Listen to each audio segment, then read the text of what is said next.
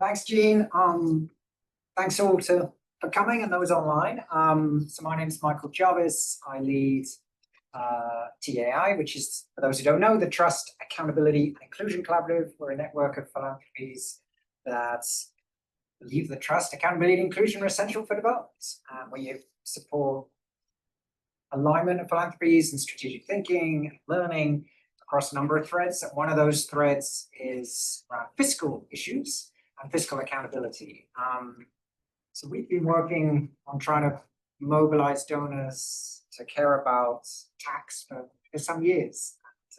Sabi's been on that journey with me for most of it. And it's interesting. We went from it being very hard to get anyone to even answer an email or a call about tax to it's suddenly becoming a flavor of the month. And part of that obviously is the backdrop of declines in other forms of revenue, such as aid, part of this session. But also a sense of, even before the aid crisis, that we need to be thinking more comprehensively about investing, resource mobilization, what is the role of tax within that.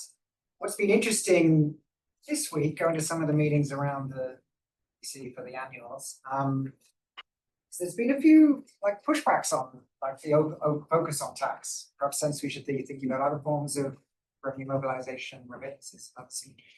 Reading between the lines, my sense is that part of the pushback on tax is that fixation on a particular tax rate, getting to a particular tax rate, say as a percentage of GDP, is not considering the impacts on society as a whole and who's paying those taxes.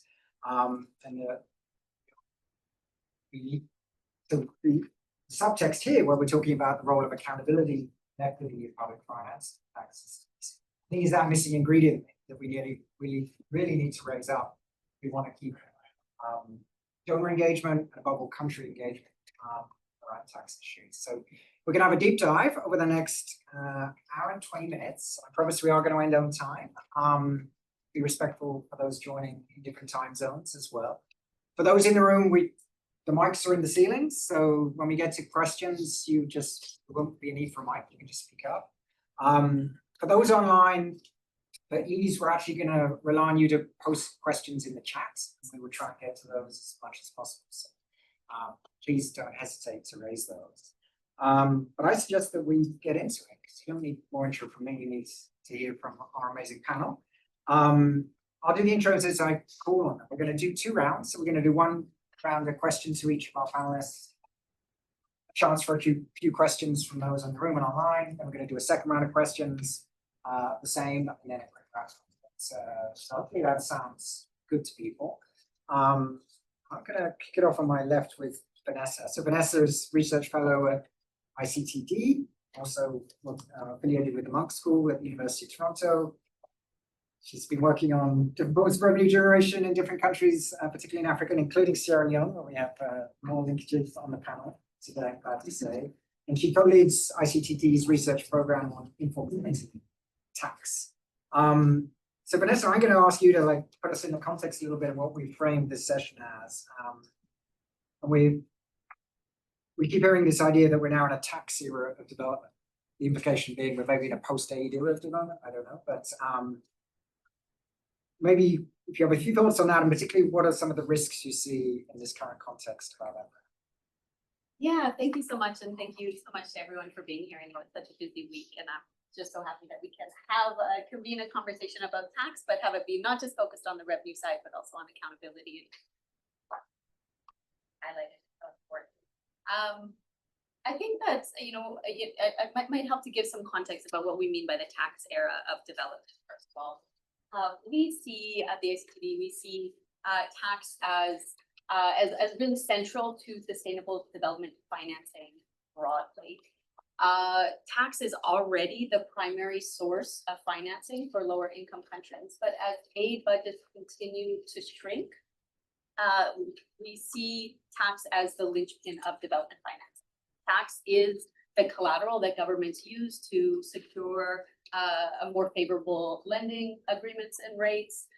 Tax can be used to finance infrastructure and public services that attract investments and aid growth.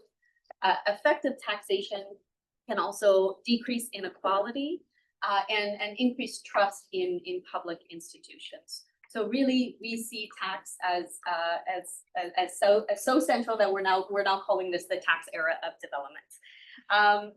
We do know, also, however, that's there's a lot of work that needs to be done in this area. The average low income country has a tax to GDP ratio of less than 15%. That's compared to higher income countries of about 40%. Now, obviously, that really constrains what governments are able to do, how they're able to use tax to catalyze growth.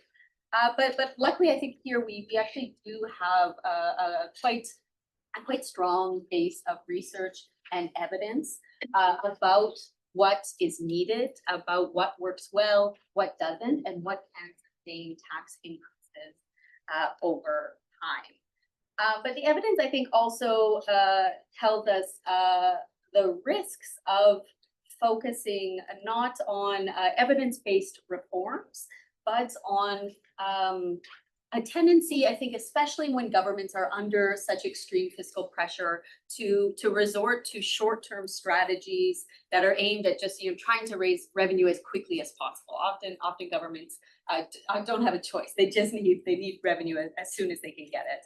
But when this is done poorly, it can backfire. When it's not done with concern about the fairness and equity implications, it can exacerbate poverty, it can increase inequality, and it can spark protests and unrest. And we've seen that in many countries in recent years, including in Kenya, in Ghana, and Uganda. One maybe example to help illustrate what these risks can look like, I think, is particularly evident when thinking about policies to target to tax the informal sector. When governments are under pressure, again, there tends to be this policy or popular narrative more generally within media and popular spaces to think about the informal sector as, first of all, as untaxed and as this gold mine for governments to tap into. But our research at the ICTD shows that the common ways in which the informal sector is taxed, including through things like mass registration campaigns or presumptive tax regimes, have not actually generated significant revenues. And they also are very costly to administer. So we have some recent research in partnership with the Ghana Revenue Authority that shows that the cost to administer their simplified tax regime, which targets informal sector businesses, costs 9 times more revenue than it brings in. But worse, we also know that these measures often inadvertently target lower income businesses and individuals, including often end up capturing those that are below the poverty line. Of course, this increases inequality and perceptions of unfairness of the tax system. So we think that, is in this example, a smarter and more evidence-based approach would involve, for instance, using data to better target higher income earners in the informal sector through things like risk-based assessments. It would mean ensuring that simplified tax regimes have some of the basics to protect lower income earners, like minimum thresholds, which the majority of African countries don't have. And actually focusing on undeclared income in the formal sector, which actually often gets less attention, but can have major impacts in terms of increasing revenue and the overall progressivity and the fairness in the tax system. Overall, I think in this new era, as we're calling it, it's clear that governments, desperately need to increase revenue, but how they go about expanding taxation, and importantly, how international partners support them in doing so, I think is really critical in this moment in deciding whether we are using tax to foster progress and economic growth, or whether tax actually ends up increasing inequality and potentially fomenting public unrest. Great, thanks, Vanessa. Thanks for setting the scene so well. And for modeling concision, because I've got a big panel, so I hope all our panelists can, if you keep each round under 5 minutes, we're going to be able to get through. So let's hear from a country perspective next then. Geneva Bangura, right? is the Commissioner General of the National Revenue Authority of Sierra Leone, and also a member of the UN Committee of Experts on International Cooperation and Tax Matters. And tax cooperation is gone from being a backwater to being very much at the front of geopolitics and all kinds of things, as I'm sure you experienced. She's an accountant by training, worked for 25 years plus in different forms of public financial management. So we're very lucky to have her with us. And what I wanted to ask is, we keep hearing about fiscal space and the pressures on governments to find money wherever they can, obviously pay external debt. And I wonder for you, particularly in the context of aid cuts on top of that, the Revenue Authority, how are you thinking about balancing this pressure for more revenue, the need to have like sound policies and administration choices, so which you normally do in a less politically charged atmosphere, maybe? I don't know how it plays out. Thank you very much, Michael. And I want to take this opportunity to say thank you to ICTD for the invitation. So we at Sierra Leone, we have been managing and grappling with aid cuts. Well, more specifically, we get budget support from the World Bank, and in the past we have been getting about $100 million a year, but that money has been dwindling, and as recent as 2024, that has reduced to about $40 million. And as I speak, for 2025, we may not get anything from the World Bank. And same is true for the CDO, and then same is true for EU. But unlike the other two, the EU has actually come back, resumed support, but at a very minimal, So, and all of this dwindling or retraction is done during the budget season, where commitments are made, and then imagined, after a budget is passed by a government, and then priorities are set, and then there is a reduction in aid. So the government has to reprioritize and rearrange its spending. So this has brought a lot of pressure on the government budget, and you can only imagine the pressure that will bring on revenue, whereby in the past, 30% of our budget support was coming from aid, but that has now reduced to 25%. So that brings a lot of pressure, of course, on the revenue, whereby, we have seen increases in domestic revenue targets at a very significant level, whereby in 2024, revenue target went up by 46%. And then in 2025, it also grew by 30%. So that puts a lot of pressure on us.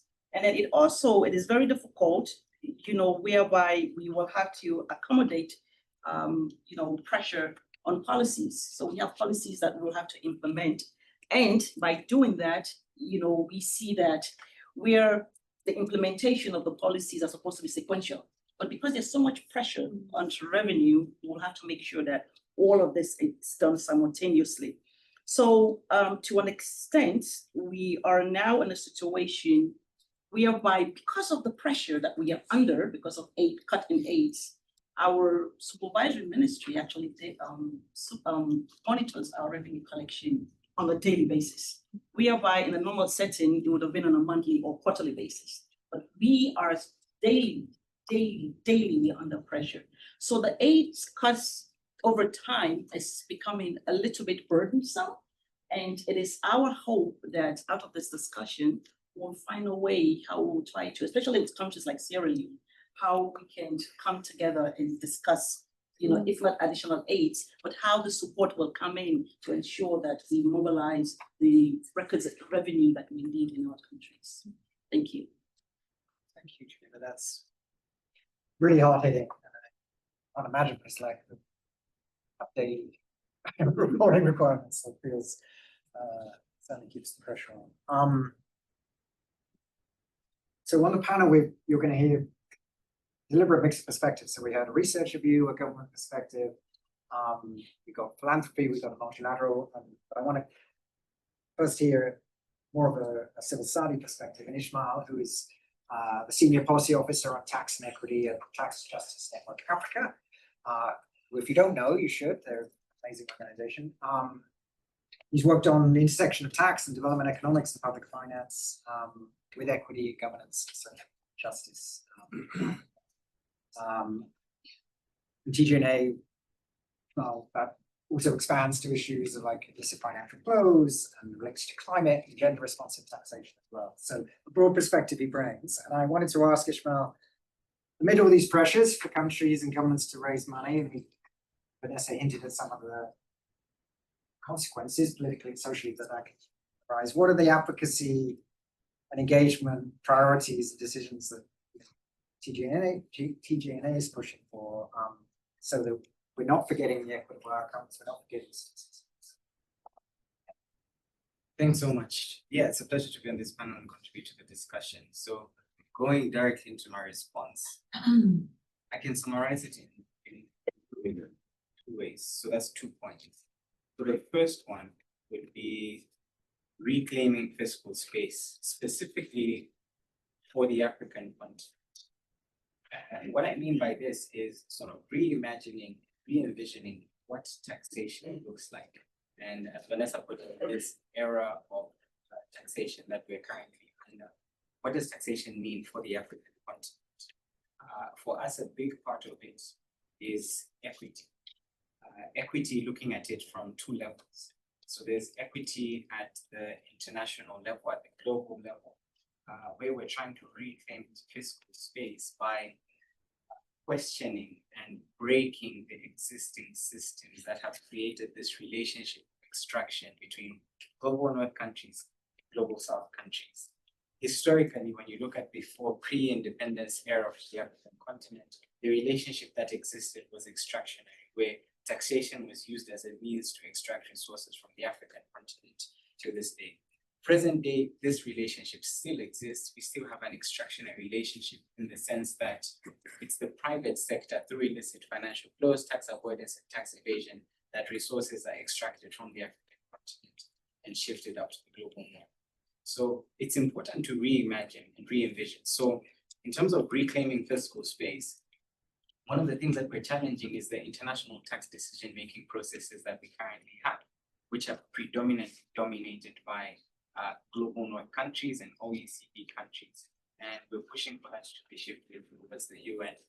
In form of equity, again, within the African, there's huge concerns of equity and high concentration of health by wealth, by the political elites, and the wealthy that has created a huge gap between the rich and the poor. So through taxation, how can we create more equitable society? Another point of concern also is within the climate space, increasingly the conversation of climate and tax are coming together. A lot of the current discussions around climate, again, are extractionary. So if you look at America's plan for its green transition, you look at Europe's plan for its green transition, even look at China's plan, the Belt and Roads, I don't know if I'm saying that right. But then you look at all of these plans, the assumption is that there is going to be continued extraction of resources from the African continent, which we're coining as the critical minerals, which will then fund or which will then feed into a lot of these transition plans that the global north has, which continues that extractionary relationship. So for us, it's looking at taxation, looking at development together and reimagining what that means for the African continent. And lastly, the second part, so that's reclaiming fiscal space, and that's what that looks like. And very briefly, the last one would be policy sovereignty. With a lot of what's happening, a lot of countries are turning to multilateral institutions, such as the World Bank and the IMF, and there's a lot of multilateral help and external support that is required. At the same time, it's important for African countries to have policy sovereignty, because many times we have experienced where solutions that are pushed on us are not fit for purpose and have peddled inequality on the African continent. So for us, I think policy sovereignty becomes a big part where, given the current situation where we need a lot of development financing, how can we reimagine our tax systems, and how can we ensure that we have the policy sovereignty so that the solutions that we have are fit for Thanks. Thank you. Great big picture framing. It's an ambitious agenda we should all embrace. So this question of like, how do we support that kind of reimagining? And there's a role for philanthropy I would like to propose within that. And Xavier, I'd love to turn to you. So Xavier is the program manager for Economic Climate Prosperity Team of the Society Foundation. So he leads the work on international tax, development finance, and green industrial transformation. But he's also got more than 20 years of background on tax issues, including from civil society level perspectives, and economic justice more broadly. So Xavier, you and I have been trying to like persuade more funders to care about this type of work. Only 3% of donor funding, so barely any aid goes to domestic resource mobilization full stop. The small bit that does, only 3% of that goes towards local civil society and more grassroots. So I'd love to hear a little bit about OSF's approach to that, and what shifts we need on the donor side to better support society. That's our best. Thanks, Mike, and thank you to TAI ICTD for inviting us. So it's good to see so many of old and new friends in the tax field here. And it's very difficult to remove myself in terms of my heart. I see myself very much civil society. I spend more years in civil society than philanthropy. So I think more of the perspective, of course, I'll share approach to these questions, but also from my own personal experience. But the 3% statistic, Michael, is really, it represents a fundamental failure of how we think about taxes. So we need to shift basically from just funding technical fixes to really looking at tax as a political tool. And that's really OSF's approach. And I think TJN mentioned something in terms of 3 questions to help us think about this. And that's what OSF does when approaching our work funding partners. What kind of tax systems we need, what we need to build, and who needs, I would say, in constructing these tax systems. So we start with the end in mind, right? And then move from where we are, of course, kind of pathways. And what will those tax systems actually do? What will the revenue that is going to be raised be used for actually? So at OSF, we see tax as a site of democratic struggle. So it's not just a technical process, and it's not just for revenue maximizing. So it has a political function. Once we sort of frame it that way, then we then begin to understand the different roles, the link civil society and accountability issues. So the way I thought about responding to your question, Michael, is in 3 parts. First, I'll talk about what OSF actually does. And I think there are very few people in this room that either don't have historical or present if you're in the tax field. The second part is I'll try and share like 3 roles in terms of critical roles civil society. And then the last part of that question will be maybe highlighting 3 concrete shifts that we want to see. That is sort of the vision of success. How do we know that we're succeeding? Yeah. So in terms of what we do, we obviously work on international taxation, development finance, and fiscal policy in general at the global level. So my portfolio is really global, but we also have country priorities. So unlike before, where our CFOs were in multiple countries, now we have what we call priority countries. So for tax, it's Brazil, Mexico, South Africa, Senegal, Indonesia, and Japan. So at country level, basically, we're supporting coalitions, society, social movements, to ensure that global South priorities find themselves in the current UN tax convention. So I think some of the power, the inequalities and power imbalances that we're trying to fight among countries do actually exist within the civil society tax campaign, right? So it's not homogeneous. So I think it's very important as well that we're shaping this perspective and finding priorities for our countries. We are backing civil society in Brazil and South Africa to use the G20 and BRICS positions. Again, it's really about elevating the voices and the priorities that you want to see in the government positions. We're also funding advocacy around climate-related taxes to ensure that climate-linked taxes are not just used to create space for debt repayment, but also to fund development priorities. So we don't think countries should be told how to spend tax revenues. I think they just need to be given the necessary space for them to figure out those priorities. So this requires funding advocacy, organizing, and movement building, not just technical assistance to revenue authorities, which is also very important, by the way. My first interaction with ICTD was under ATAF.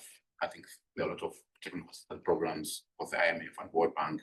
They focus a lot of that funding towards tax administration, but also tax policy matters. So that connects. The second part, Michael, is that we see three roles for civil society. That's accountability.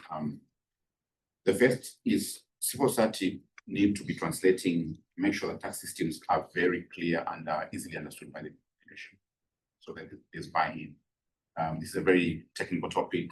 Civil society are like governments and donors discuss these things in elitist spaces. So I think civil society's role would also be opening up and making sure you're simplifying concepts for the public, because you need to build political pressure from the bottom up. That's how policy should happen. Without that, it would be difficult. The second role is to build capacity for citizens to understand their rights and obligations when it comes to this relationship in terms of taxation and governance, and also as enablers to facilitate collective action. So these are the kind of things that we fund as well. We help civil society. In terms of the three shifts, of course, I spoke about funding advocacy, so that we're not just funding capacity building, but we're really funding the political work that is needed to push donors and governments to make sure they're putting in place the right kind of tax policies. I think OSF, our default now is multi-year funding, flexible funding. It's very important to make sure that the quality of funding itself, not just the amount, but also the time. For support, there are very few donors now doing that. OSF, I think, proudly is the one that the default is core support to do that, because I think we need to give actors, whether it's civil society and others, the space to think long term. And if groups are worrying about turning on the lights tomorrow and EDs are spending time chasing funders, then you're taking away, the time that it takes for them to be strategic around that. So multi-year flexible funding is one of the things that I'm saying. If more and more donors, and through TAI, we can do advocacy amongst our peers, we encourage them to fund more flexible funding. That's one of the success measures for us. Coordinating around country-led priorities, not donor preferences, obviously an ambition. Right now, there's too much fragmentation among donors, both bilaterals and multilaterals, and foundations who are funding different things and sometimes at cross purposes. So I think through donor collaborative platforms like TAI, we see it as our job to also talk to others, coordinate better for the benefit of our partners. So let me stop here. No, thank you so much there that I'm sure people will come back to. So one big part of the donor landscape has already been alluded to is the World Bank. And Sharon, thanks so much for coming from walking a few blocks up from what is, I'm sure, a very busy week hosting things at Bankside. So Sharon Ozair is a senior economist in the fiscal policy unit, part of the economic policy team within the World Bank, and she manages the global tax program and the World Bank representation in the platform for collaboration on tax, which coordinates the OECD and the UN on these events as well. So Sharon, we've already heard reference to the bank a couple of times. So I'd love to hear what your sense is of how the bank is adjusting its support. Typically it's policy support, there's technical assistance. So how are you adjusting in a context of declining aid and this sudden attention to and pressure that we heard to increase domestic revenue? Thank you. It's wonderful to be here, to be with you. Thanks for having me. So first of all, maybe just some context setting. In the overall development assistance landscape, the role of domestic revenue mobilization share is still quite low, although I think there's been limited on commitments. A lot of work has happened, but it's still about 0.13% of overall ODA that goes to land support. And you mentioned how little of that goes to society.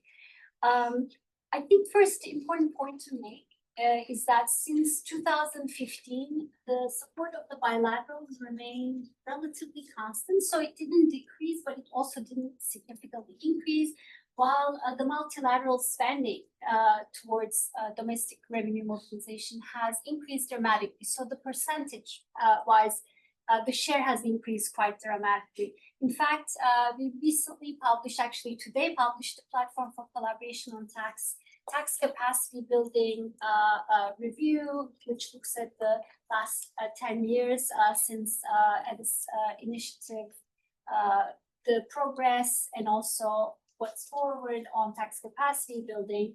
And some of the numbers that I'm sharing is from that report. I invite all of you to please have a look. So based on the calculations we made for that report, we saw that the multilateral share in DRM team official development assistance increased from about 10% to 70%. So that's a very, very significant number. For the World Bank, I think the IDA lending for domestic revenue mobilization specific elements really stand out. So instead of 0.13% of overall ODA, the bank actually puts more of its funding. It still, I think, can increase as a tax person.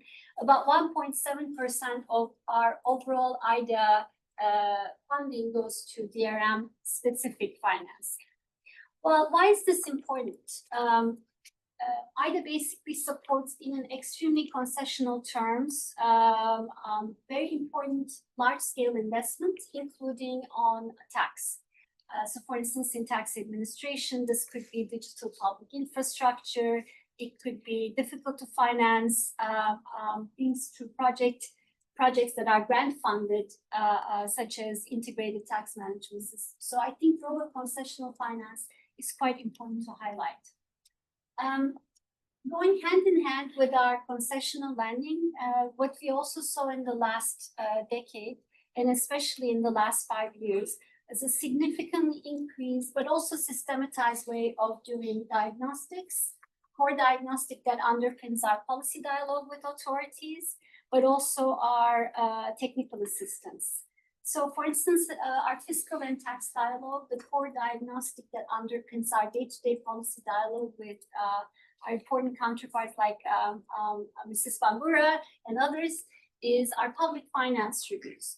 Just to be, sometimes you would have an expenditure chapter looking at some sectors.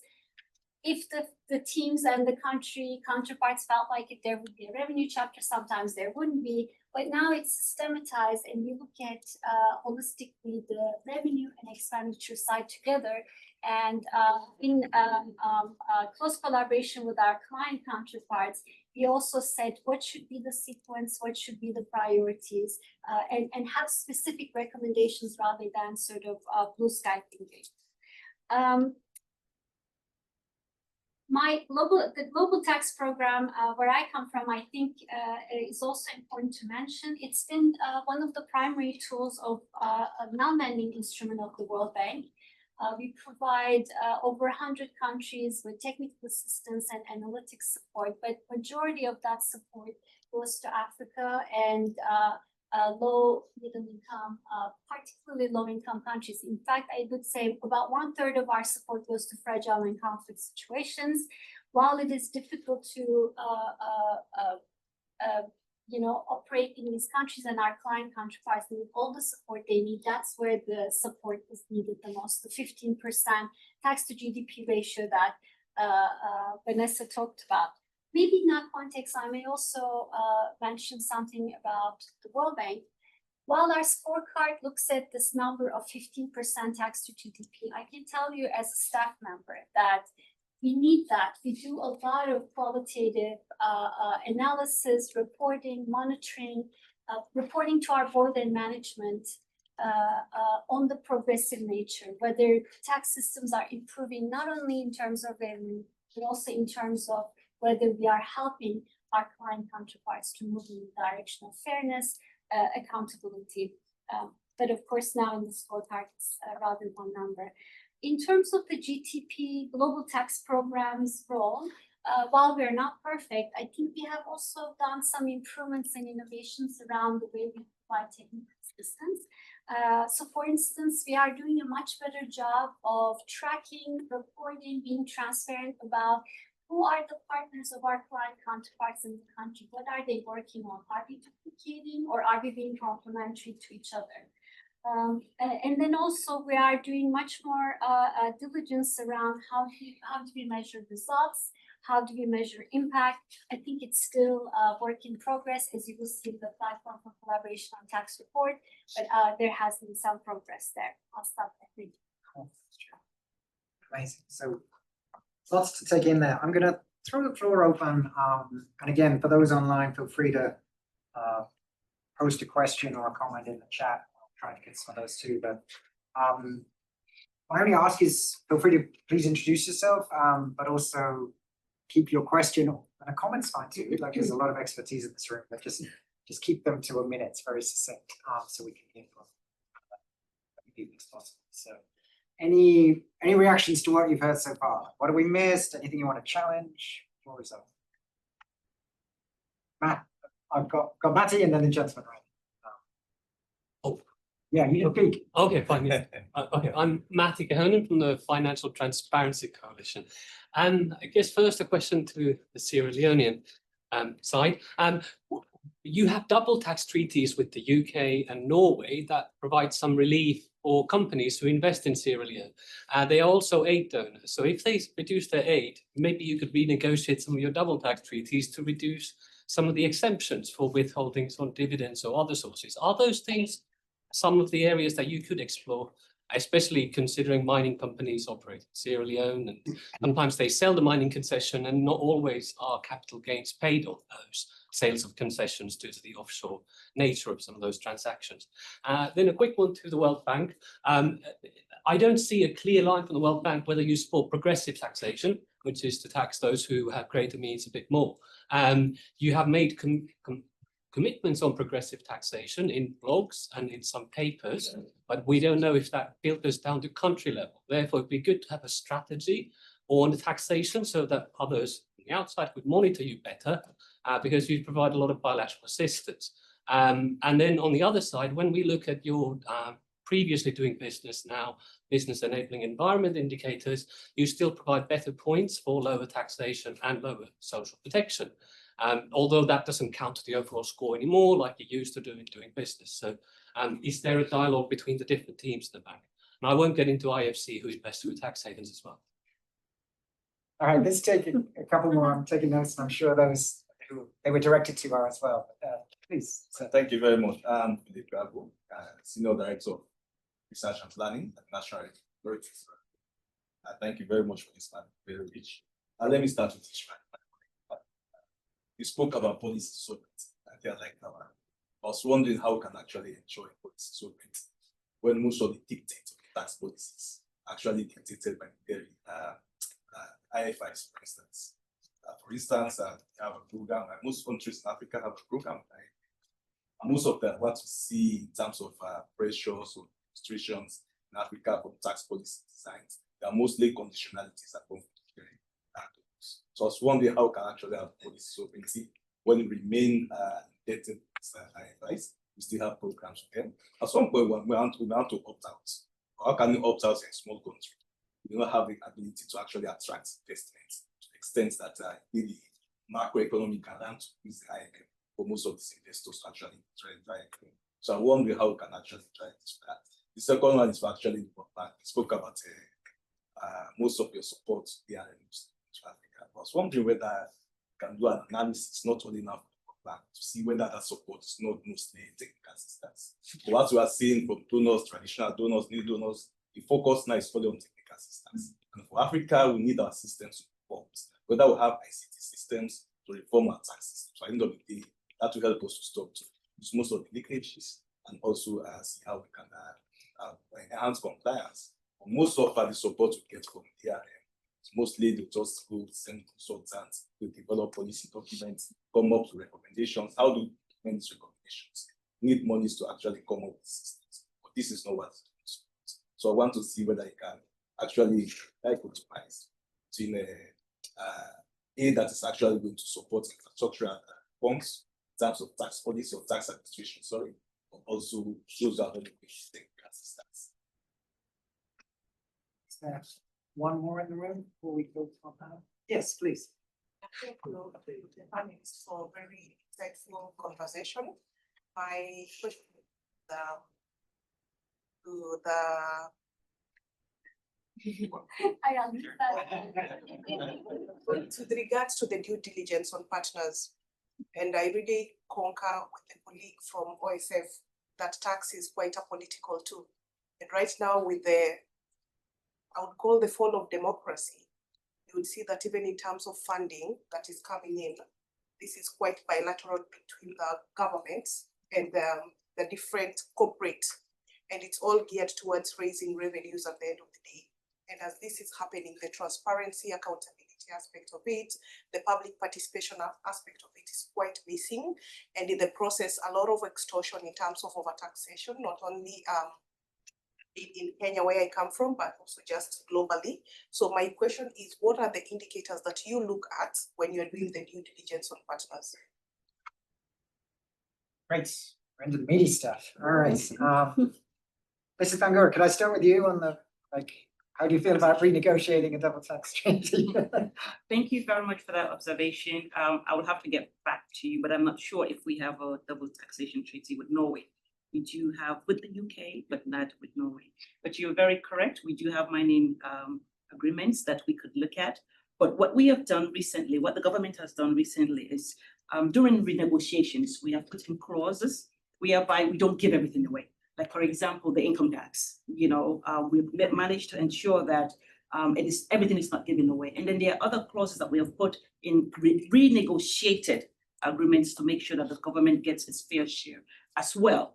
As far as you're saying that with the withholding taxes, as far as I know, the companies that have, as you said, exchanged hands, we have made sure that we have gotten our fair share of the withholding taxes. And the government is very, very, very much strict as far as new contracts that we have gotten into for mining companies. Great, let's go. Ishmael, how about, is policy sovereignty realistic? Yeah, I think the question of policy sovereignty is a big one.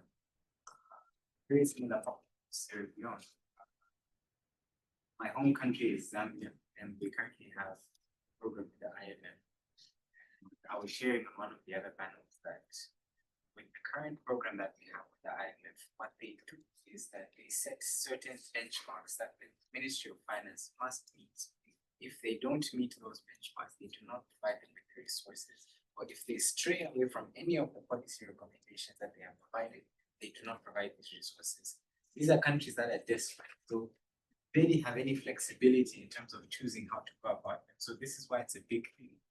And I think a big part in this, there needs to be reform when it comes to international financial institutions and the way they do things.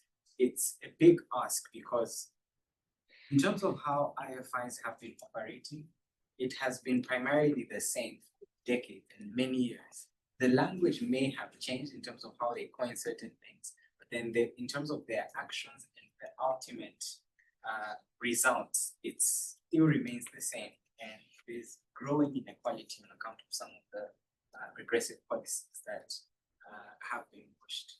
So I think we really need to have conversations about reforming and the way we do certain things when it comes to international financial institutions. Whether that can happen and whether that's possible, I think we remain hopeful, and this is something that as civil society organizations we continue with. So you have a quick build? Yeah, I want to come back as well on the policy sovereignty question. It's very, very important. I think for me, it's a core issue across Africa. So I think it's okay. All countries should strive as inspiration to have policy sovereignty, meaning take charge of their own. Imagine you're a patient and you're going to seek diagnosis or advice from a doctor, knowing that you have an option and go to different doctors for second opinion is very helpful, even if you end up here. So in Africa, what has happened over the years is countries have self-censored themselves into thinking the IMF is the end, beginning and end of everything in terms of economic matter. So it's about saying, I'll shop around for the best economic model that is suited to my context. I'll shop here, here, here, and mix and match, but not tie yourself into sort of one model.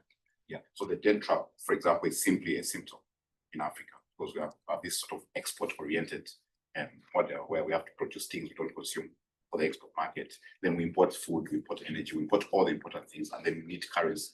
So then we change, we buy dollar. So you see, so you have locked yourself into that. The solution is not just export more copper month, but that's not the solution. So you need to uncouple that paradigm, that model. Yeah. So I think it's a political question as well. That's why you need to involve citizens in the debate. What kind of economic model are we going to use as a tool to achieve these objectives? So it's a bigger problem than just a tax. So we think about uncoupling the current models.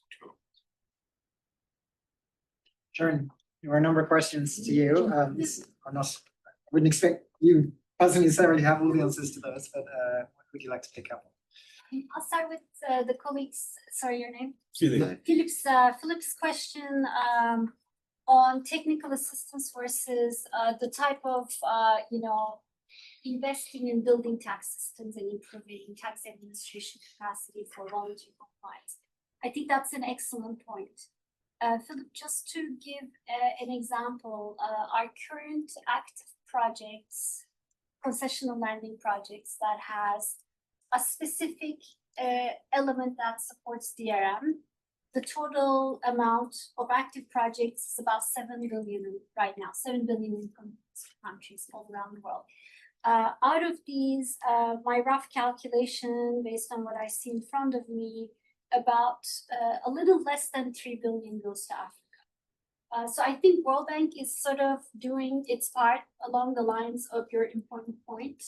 But of course, there still can be done more. And I think it's important to emphasize the concessional aspect of lending in the context of what my colleague said, this debt trap and non-transparent debt that comes from certain other providers, especially in the context of Africa. Going to Matt's really important question about progressivity. Matt, now I'm talking on behalf of myself rather than the World Bank. What I observed in the last 5-6 years is a tremendous effort at staff and management as well as the board, and really a huge desire to not only give lip service to the idea of progressivity, progressive tax systems, but also try to measure it, try to make sure that it's systematized in our TA, diagnostics and lending. And we sort of, some of us worked in the scorecard efforts in the last few years. It was very challenging to find one indicator that we could use across countries for the progressivity of the tax system, unlike the 15% tax to GDP. That's why we came up with some qualitative reporting elements. But I don't know, and that's why I said I'm speaking on my behalf rather than the whole World Bank, is how much of that we make public. What I can attest to you though, our core diagnostics, our reports, and our country work is definitely improving in talking about whether the fiscal system overall is progressive, whether the reforms we're suggesting has progressive elements. It's part of our lending instruments when we evaluate them also, it's part of that. There is, but I want to maybe just give you a specific example. My technical expertise is on excise taxes. And for me, the excise tax is not there just for the revenue purposes. It's there to address negative externalities. So when you talk about a simple indicator for progressivity like indirect tax versus direct tax, you're basically putting excise taxes as a negative, although the tax is there to improve either the health outcomes or the environmental outcomes. So I think that's sort of maybe that where we are having a little bit of a challenge of coming with one indicator and being more sort of rigorous in reporting. But I definitely see that in our work that there is so much potential to progressive taxation. And to the colleague on Kenya, due diligence on the partners. I think you will ask us some questions about accountability. Maybe I can come on that Sure. so I don't have any more time. Thanks, Sharon. Thanks, everyone. So we're gonna do a quicker fire round second time through. So I would encourage people not to worry too much what I post you, but jump in on things you've heard that interested you as well. And Vanessa, maybe I'll come back to you first. Like, we frame this panel as taxing smarter, so we have to in the context of what's been alluded to. There's a lot of complexity that is coming out in these comments. Where have you seen, like, what does it look like to tax smarter? Like, give it some hope here. Sure. Sure. So I mean, I do think that there is an opportunity now to implement evidence-based reforms that can move us towards taxing smarter. You know, I might say a word first on what that might mean in terms of tax policy administration, and then what it means also in terms of the political dynamics and the important role for civil society to ensure that those reforms are locally owned and supported and sustainable. In terms of taxing smarter from a tax policy perspective, I mean, I think it really goes back to kind of my initial framing of moving away from short-term strategies that are aimed or strictly focused on increasing revenue to using evidence-based or implementing evidence-based reform that have been proven to increase both revenue and that are fit to purpose, importantly. This includes a range of things that I think everyone here probably already knows and agrees on, including things like eliminating ineffective tax incentives, enforcing taxes on capital and property, and improving compliance among wealthy and higher income individuals. Now, importantly, in many places, this doesn't require introducing new policies or legislative changes, doesn't require increasing even tax rates in many cases. Policies are already in place, and it's often a matter of enforcing them. So we think that there is an opportunity to get bold, to be bold on the basics of tax administration, and to have support and development partners focusing on investing heavily in the day-to-day capacity of tax administration, where we do still see challenges and gaps. The typical tax official in a low-income country deals with 10 times more taxpayers than their counterpart in a high-income country. So you can see the pressures that they're under, the struggle that they face. So focusing on tax admin can really have an impact. And this is through things like investing in skilled staff. You know, part of that might be technical assistance, but I think it goes well beyond that. So thinking about increasing hiring and thinking about how to actually retain skilled staff. Focusing on some of the basic administrative functions like audits, leveraging data for risk assessments, improving taxpayer services, including through things like decentralized tax offices, and importantly, implementing digital tools and supporting the digitization of tax systems. For all of this, you know, international support is needed. You know, we're talking about tax as being, you know, the only viable exit strategy from aid, and that, you know, defense is central moving forward. But we also know that aid remains critical in this transition period. That's because tax reforms are very difficult to implement. We can all agree on that as well. You know, it's very hard to increase tax revenues. It doesn't happen overnight or even over the span of a few years. Where we have seen successes and sustained successes in tax increases, these have often been incremental. The progress has often been non-linear, and they have often been accompanied by transformational donor investment. But as we've heard, you know, all of these things are extremely political. Tax is political everywhere, we therefore need to really think about the ways in which these reforms are challenged and have stalled in many cases because of political resistance. And this comes, you know, both from entrenched elite interests, as well as from citizens that are, you know, in many cases, very understandably reluctant to pay taxes, where they're not seeing services in return, or where their tax revenues are actually, a large part of their tax revenues are going to debt servicing costs. We do see, I think, increasing opportunities or political windows of opportunity now. I think in this era, we see increasing an increasing role for civil society. We see that citizens around the world are increasingly unwilling to accept tax reforms that disproportionately fall on lower income groups. We see that civil society organizations and journalists in contexts across the world are speaking out about inequalities, about uneven enforcement of tax policies.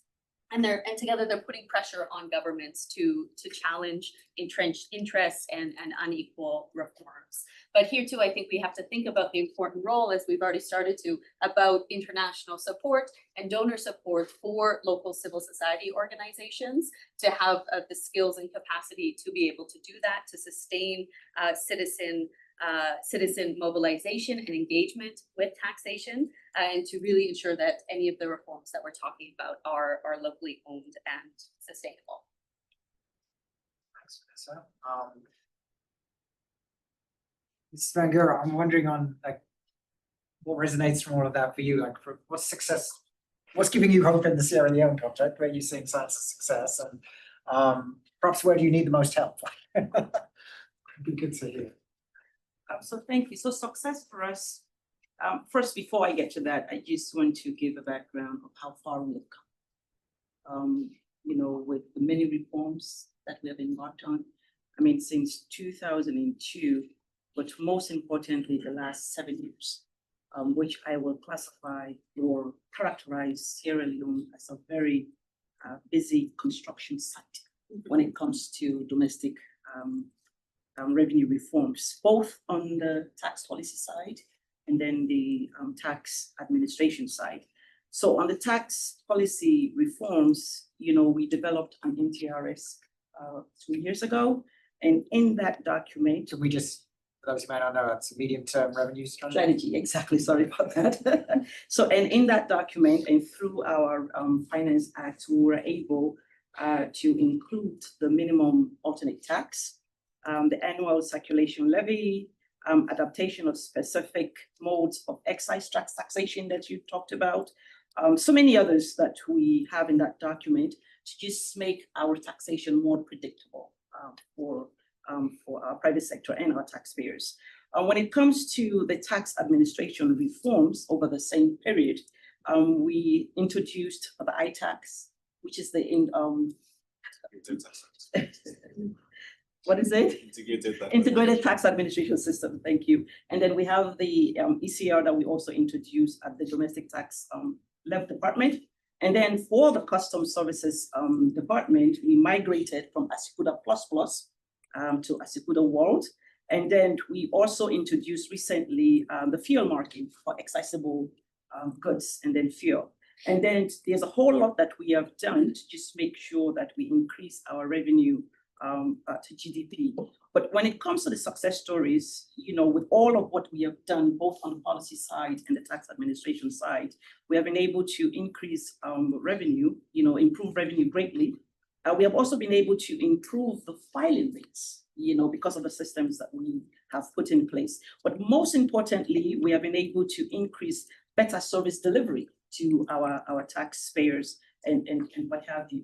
And then, of course, there's always a downside, you know, to every success. There are challenges that we are facing. And one of the biggest challenges we are currently facing is, you know, the implementation of reforms targeting collection of revenues and arrears when it comes to state-owned enterprises, which many a times, you know, it is a very political and sensitive sector or area that we will have to deal with.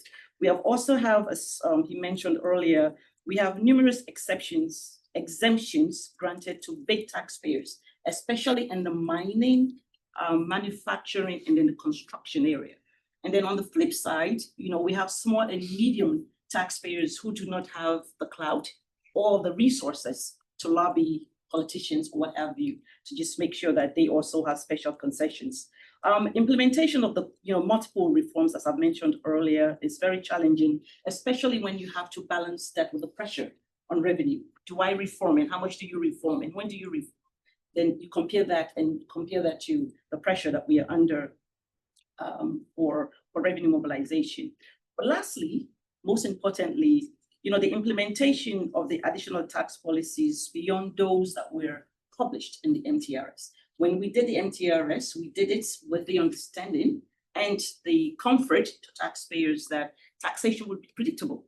But then when we have pressure from our development partners that, hey, because you need more revenue, you need to introduce other revenue measures that you do not have prescribed or published in the MTRS, that really erodes the trust that government has with taxpayers. So those are some of the challenges that we have, as we are celebrating the successes, we also have challenges as we continue to mobilize this activity.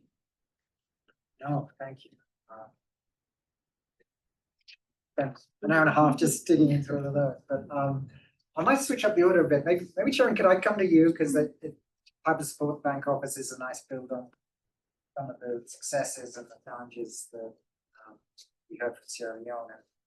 Particularly on this point of how can donors and particularly IFIs, it came up in the questions, like think about incorporating not just the revenue maximization, but the equity and accountability and maybe some of the capacity challenges we've heard about as well. So how is that seen at the moment on the bank side? Thank you so much, and I think it's an excellent setup that Mrs. Bangura highlighted the medium-term revenue strategies. I think a medium-term approach where the government is in the driver's seat. There is consultation with private sector civil society, which I understand is, as Mrs. Bangura and her team did, a whole of government approach when needed, prioritization and sequencing is really helpful. Then I think the reforms are owned by the country, driven by the country, sequence. The donors or development partners support also is basically coordinated and taken as needed, going to your technical assistance question and perhaps duplication and unnecessary. So it doesn't always have to be called a medium-term revenue strategy, but it's that medium-term and a more strategic approach to tax reforms, and that sort of communication and consultation with the relevant stakeholders. Additionally, I think from an accountability perspective, talking about revenue in the absence of expenditure, spending quality, spending efficiency, and the service delivery outcomes that come with that, I think is not very helpful. And we're trying to head this advice and apply it to ourselves as well. And that's why, for instance, what I mentioned in public finance reviews, we're trying to be more holistic and looking at not only the revenue side, but the expenditure side as well. And how do we support both of these dimensions? For instance, IMF also combined its revenue and spending capacity development effort under the same umbrella of global public finance partnerships. So I think this is one positive news that we're moving in the right direction.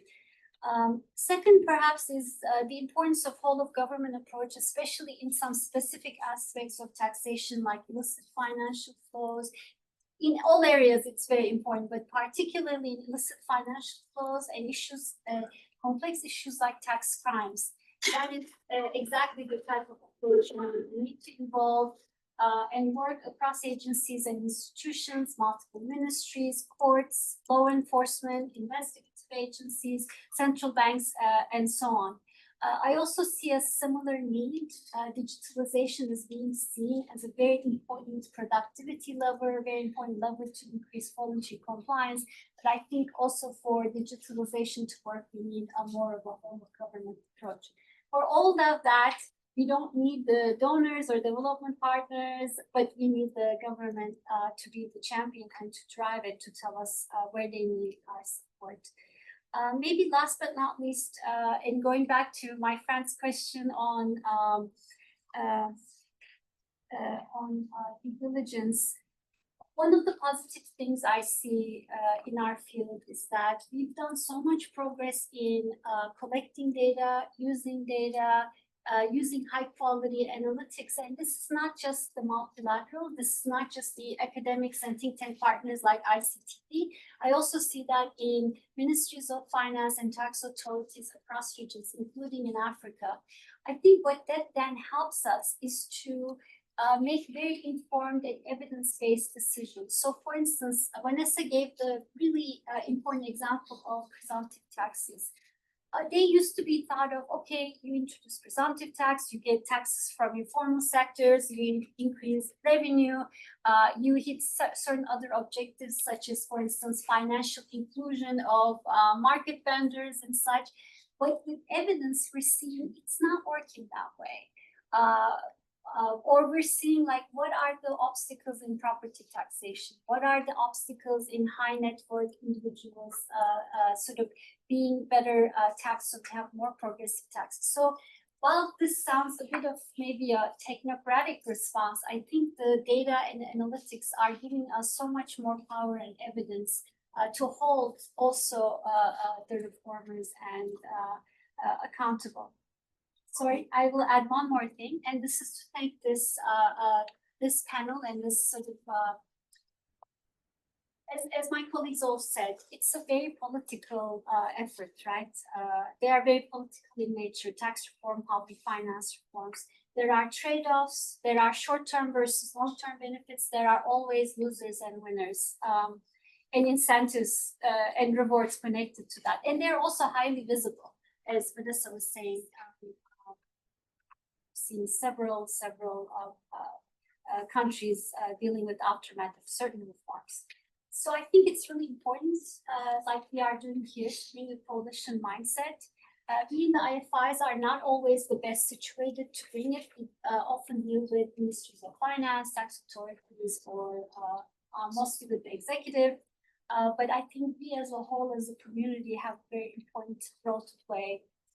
And we need to not only engage ministries of finance and tax authorities, but engage parliamentarians, media, civil society, and that's, I think, why it's so important to be able to have these type of platforms. Thank you. Oh, thank you. That's a good point to transition a bit to those different members of the code. Yeah, go please. Yeah, I want to comment. It's a response to the suggestion about technical systems and other types of system building. You know, so there's practical examples where, and it's also a coordination of donors, right? So you have traditionally the division of labor, what the IMF does, usually focusing on moving and maximizing revenue through VAT, which is not always progressive. The World Bank has focused more on, broadly speaking, administrative efficiency. Then you have bilaterals who normally chase governance getters. The problem is that if you got the Germans as an example, GIZ helping you with the system, and then that support ends, was very project-based. Then you have the Japanese come in, then the system that they've given you or built you is not talking to the other system, then you have to start afresh. And then you move from a Scuda 1 to a Scuda 2. So you're going to have a donor-driven capabilities. But what you want is you want to have a national platform upon which any assistance can sit, but it should be built from ground up. And we've seen this in different countries where just because the project has ended, then they have to start all over again, even the digitalization. It's very helpful to have a digital, but a digital task system that is advanced, sitting on a different type of system can be dangerous. Then you need to make sure you have the right to the data. You're hosting the servers locally, because this was data security. So there's a whole lot of considerations which go beyond the technical, which are political, which are data security, that you have to think about before you request for a specific type of assistance. That's just my caution from our experience working with revenue administration. The caution. Ishmael, civil society is an important part of that coverage. I think typically they get viewed as oppositional to going on these issues and like change this policy and that, but actually, like Xavier mentioned these three different roles in the translators, capacity builders, enablers, and often there's ways that civil society can be a partner and ally to revenue authorities on these issues. If there's one role that you guys should be playing right now, reflective you, what is it in this moment? And like, what's going to help be most effective? Yeah, I would coin it as convenience. So you have mentioned that sometimes civil society can come off as critical, but when it comes to the tax space specifically, when we're trying to support government revenue authorities, raise resources, it's less critical and it brings us together. We've created platforms where we bring together revenue authorities, we bring together ministries of finance, we bring together regulatory authorities that are responsible for curbing illicit financial flows, bringing them on the same table and discussing how we can strengthen systems. And civil society can come in as a neutral actor that can convene and host some of these discussions, not just at national level, but then at international level also. Within the African space, I think there are several platforms that civil society have brought together Pan-African institutions to discuss what tax policy looks like. I think what's increasingly worrying and what could challenge this is the sort of demand for resources and need for resources at present has led to certain decisions, policy decisions, tax policy decisions being made behind closed doors without consultation. And it's not that this is just how things are done, but then just because of the desperate nature of the need for resources, you find certain decisions are made without consultation, which can have equity, which bring about equity concerns ultimately. So I think it's important that society continues to try and play that role of convening, ensuring that discussions around tax policies, there's certain consultations and discussions held before decisions are being made. In terms of what could potentially challenge this is there's shrinking civic space. As Xavier mentioned, tax also has a political component to it. And with the sort of situation, politics that comes in now can hinder and bring about shrinking civic space. There's also need resources as civil society organizations to be able to play this role where we're bringing together the stakeholders in terms of shaping tax policy. And yeah, as I think it was already mentioned, it's important to break down this information. Institutions such as PJMA, ICTD have come up with research that breaks down this information so that we bring on board citizens also. Ultimately, they are the ones that are most affected by tax policy decisions. So in a nutshell, it's important to bring together the different stakeholders as a neutral actor in discussing tax policy.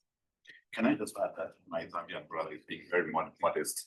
A very concrete example of what he's talking about. If you look at the UN Tax Convention, you have currently going on for the last few years, maybe 18 months, 2 years, TGNA, working with the AU and UNECA and ATAF to really support African finance ministers, and led by Nigeria to introduce a motion. So that's kind of collaboration where it's really each one playing to their strength, but also, connecting also the country level, the regional and the international level. I think the tax part has been a very good model of how civil society can work collectively with other institutions do that function. I think if you replicate that at country level, you could actually see similar interesting results. Maybe it's not good just because you've had that role on the UN Tax Committee.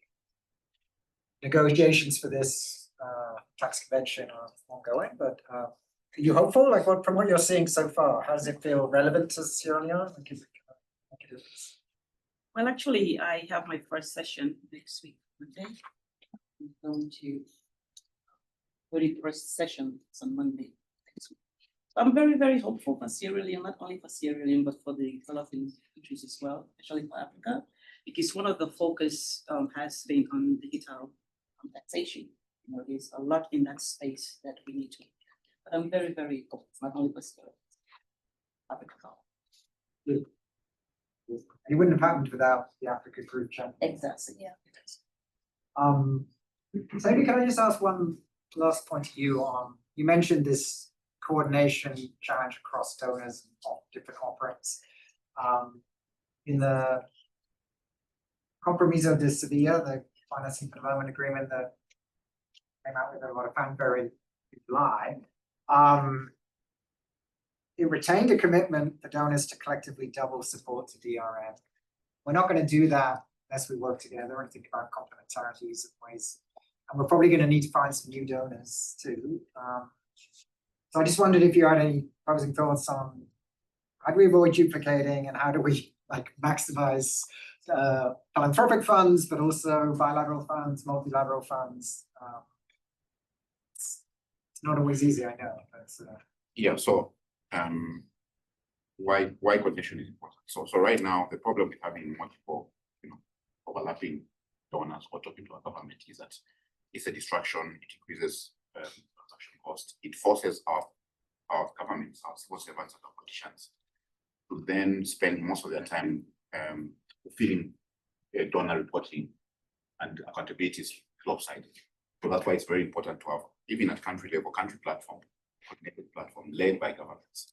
So its donors should be responding to government priorities, not governments reacting to donor demands. That's the first point at country level.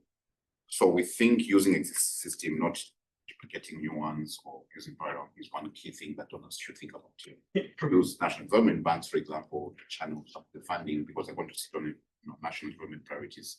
Avoid short-term projectizing the support. And I know we have a problem with political cycles in Africa, just like everywhere else, where every election year comes a new sort of policy.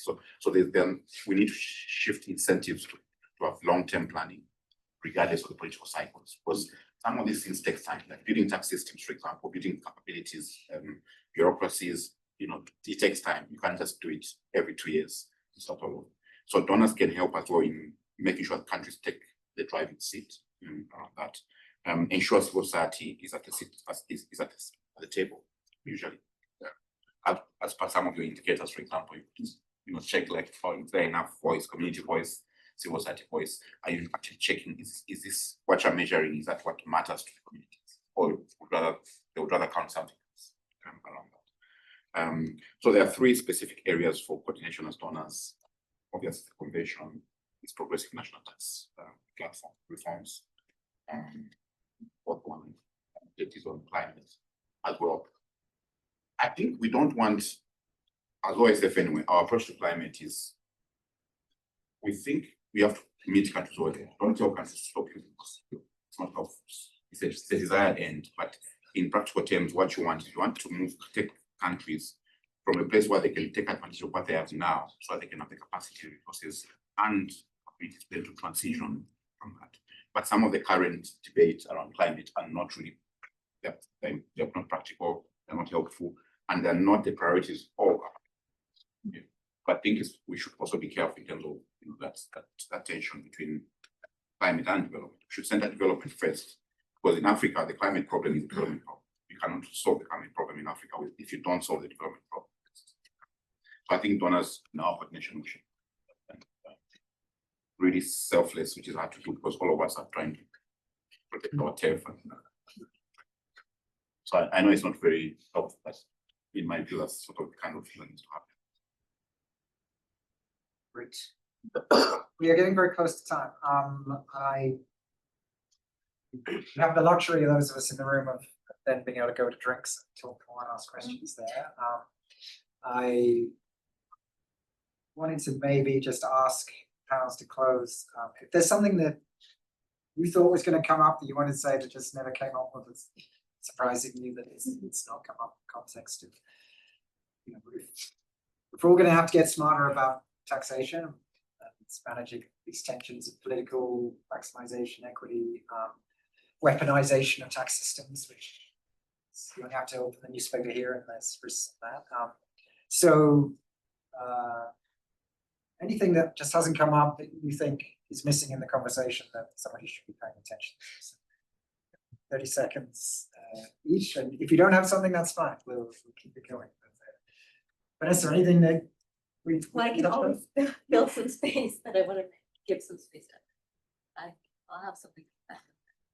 I was tempted to say, in terms of doubling the paid, like DRM, but I don't see a scenario where we want to save earnings.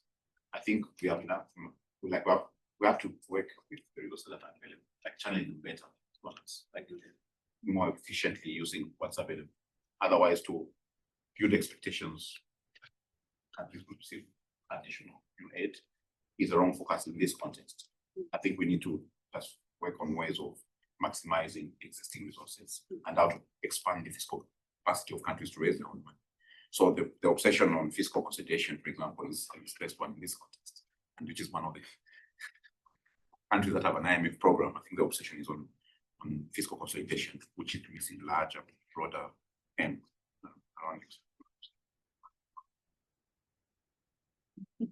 Really, I mean, as a revenue authority, sustaining reforms are very important, because you can only build on what you have. Otherwise, as Xavier mentioned, you will have to be replacing every time. So making the reform sustainable is very important. And then regional cooperation and coordination is very important, whether it's within the West African or the continental, but regional cooperation and coordination is very important, where you share best practices, and that's very important. If I can jump in, I think, yeah, for me, just in concluding, I think it's important in speaking from a Pan-African perspective.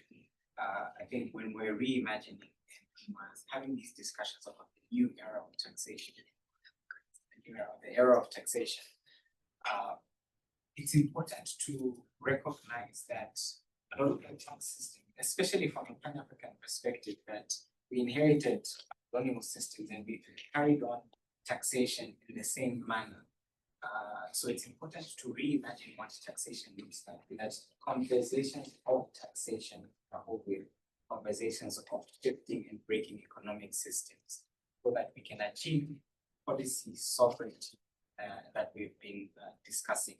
And that also comes now with the complexity of politics around taxation. But I think from a Pan-African perspective, I think the conversation of tax must go hand in hand with breaking some of the existing economic structures that hinder sustainable development on the African continent. Yes, sure. I think because we did this tax capacity building report that just got published today, that's kind of on my mind, and we did pick up a lot of the important elements from that in our conversation. I think one very important thing is countries need to be the driving seat. And we have some promising, but also sort of probably elements that needs to be kept in mind. There's a really good ecosystem that's supporting tax with data, with analytics, with lending. And when we did that report, we talked to our regional banks, regional tax organizations, other partners. That was very promising, and everyone saw that there was progress. Yes, we have a big challenge. Reforming tax systems is very difficult, but things are moving in the right direction. But we also found that in 2015-16, a country that received tax capacity development on average had maybe 3 partners in place. Now it's 6. In some countries, it's 9. In some countries, it's 12. And I think that's going to my Fran's points in the panel. So, the country needs to be in the driving seat to sort of manage that, but it's very true, Xavier. I think you were making a point that can become a distraction. And then I think Ms. Bangura made that excellent point of the cycles. If Mrs. Bangura and her peers only have a 2 to 3 year cycle, and a really meaningful tax reform takes 5 to 10 years, how do we ensure they have the support and the championing and the political support they need to put things out? Okay, I'll take. And yeah, I think I would just like to, this might not be surprising as a researcher, but I think I would like to reaffirm the importance of research alongside all of this, I think, as Jared also highlighted. And I think that means especially in research departments within revenue authorities of elevating the importance of the work that they do to help guide evidence-driven policy from within, and ensuring that that they have the space and capacity to do things like impact evaluations of policy reform to allow revenue authorities to adapt and pivot as they go. I think that's really central, and we see the great work that comes out of that. I had mentioned earlier, this report that came out recently, done with the Ghana Revenue Authority. Doing that type of research within a revenue authority is very difficult because it doesn't always make the revenue authorities look good, right? So it's very challenging. So I do want to give credit where it's due to the researchers that are doing that work, and because it is helping to create systemic change and to create really transformational change to how taxes are being run and delivered within those countries, but it's not easy at all. And another area of research as well, I think, is some of the work that I think OSF has supported in the past, and I know TGNA has also been involved in, of trying to better understand how to improve citizen engagement in tax systems. I think that there's still a lot here that we don't know. We know that tax is often seen as very technocratic, and a lot of people don't want to talk about tax at all. So how do we get citizens to care more about tax? How do we get them to recognize their rights? How do we get them to be more engaged in the processes to put pressure for accountability onto governments? And that's the type of work I think that's really important alongside the policy oriented research. Amazing. Thanks to our panel. And a blatant plug, if you're talking to any donors, they're like, oh, we care about education and health, environment, why do we care about tax or fiscal things? We created a site, fiscalspace.org, which is exactly to lay out the arguments to why you should care about this. If you don't, you're not going to have the money to fund health or education or environment. Go spread the word on fiscalspace.org, and hopefully we get a few more. And next year we can have more donors on this panel who come to see the light. But a huge thanks to our panelists. We could have talked so much longer, but it's wonderful. Huge thanks for those who showed up, and above all to those who helped organize all of this, particularly Shali and Khadija on the Accountability Lab side, and Brianna, who is star on the ICTD side. So huge thanks to them. And there's those virtually, I hope you find your own drink, and for those here in person, there's drinks and snacks down the hallway. So love to see everyone. Thanks again.